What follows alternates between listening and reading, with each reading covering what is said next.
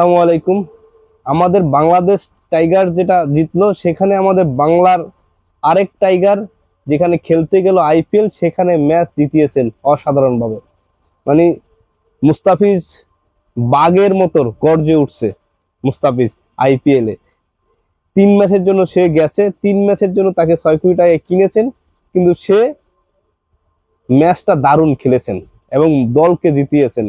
এখানে 6 বলে 7 রান দরকার ছিল, সেখানে ম্যাচ মুস্তাফিজ জিতিয়ে দিয়েছেন। মানে এমন একটা বোলিং অ্যাকশন সে করেছেন, তার বোলিং নৈপুণ্যে ম্যাচ জিতেছেন। এবং এটা আপনাদের বলার কারণটা হলো মুস্তাফিজের যে, আমরা তো মুস্তাফিজ এইভাবে কাজে লাগাইতে পারতেছি না, আর তারা ঠিকই কাজে লাগায় এবং দলকে জিতে। মুস্তাফিজ দারুণ খেলছেন।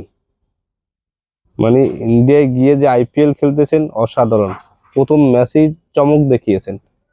প্রথম ম্যাচে যে চমক দেখিয়েছেন এটা আসলে বলার ভাষা নেই। মানে মুস্তাফিজ 4-4টা উইকেট নিয়েছেন এবং ভালো খেলছেন। অসাধারণ বোলিং করেছেন। এই বোলিং এর কারণেই কিন্তু তার টিমটা জিতেছেন। এবং তার টিমে দারুণ, যেখানে আপনার ম্যাচ হেরে যায় সেখানে ম্যাচ জিতিয়েছেন মুস্তাফিজ।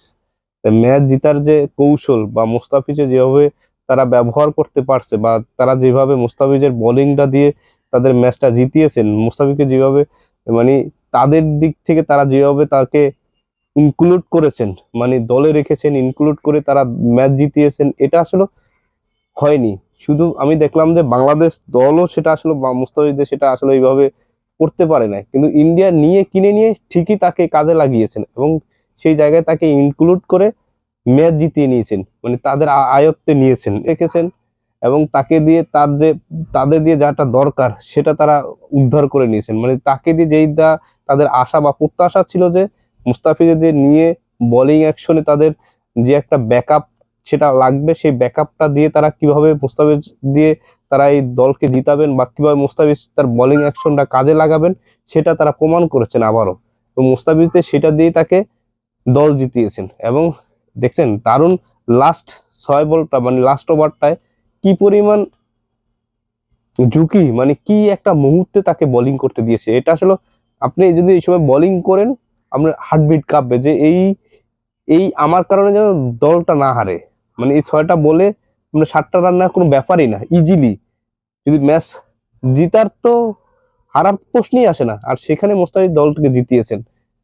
আপনি কিভাবে তাকে নেবেন, তার উপর ব্যাস করে তাকে সাহস বা মনোবল রাখার, কিভাবে তাকে এফোর্টটা দিবেন সেটাই কাজে লাগে। তো বাংলাদেশ টাইগার জয়, ওদিকে বাংলা টাইগারের আরেক নক্ষত্র জয় করে আসলেন। মানে দু জায়গা থেকেই জয় পেলেন বাংলাদেশের।